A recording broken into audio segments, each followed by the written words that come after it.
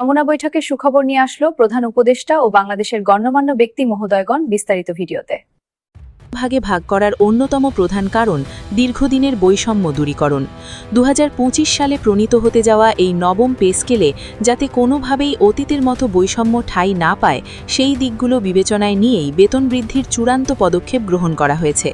অন্তর্বর্তীকালীন সরকারের অর্থ উপদেষ্টা স্মরণ করিয়ে দেন যে 2015 সালে যখন অষ্টম বেতন স্কেল চালু করা হয়েছিল তখন আনুপাতিক হারে বেতন দেওয়ার সিদ্ধান্ত নেওয়া হয়নি, যার ফলে যারা প্রথম গ্রেডের উচ্চ পদস্থ কর্মকর্তা ছিলেন তারা সর্বোচ্চ ৭৮,০০০ টাকা পর্যন্ত বেতন বৃদ্ধির সুবিধা পেয়েছিলেন। কিন্তু এর বিপরীতে যারা নিম্ন গ্রেডের কর্মচারী ছিলেন তাদের বেতন মাত্র ৮,২৫০ টাকায় সীমাবদ্ধ রাখা হয়েছিল, যা ছিল চরম বৈষম্যমূলক।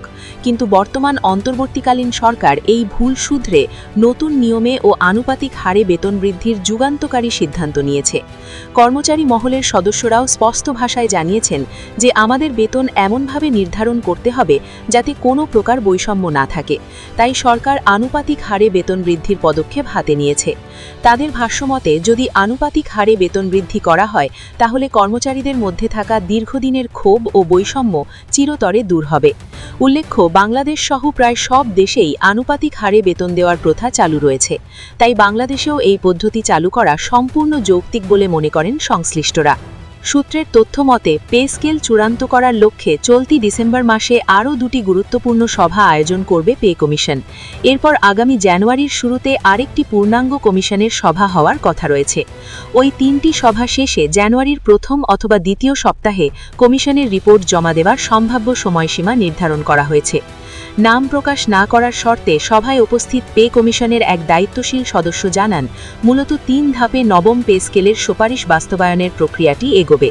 প্রথম ধাপে কমিশন তাদের সংশোধিত ও চূড়ান্ত রিপোর্ট সরকারের কাছে জমা দেবে। দ্বিতীয় ধাপে সেই রিপোর্টকে সচিব কমিটির কাছে যাচাই বাছাইয়ের জন্য পাঠানো হবে।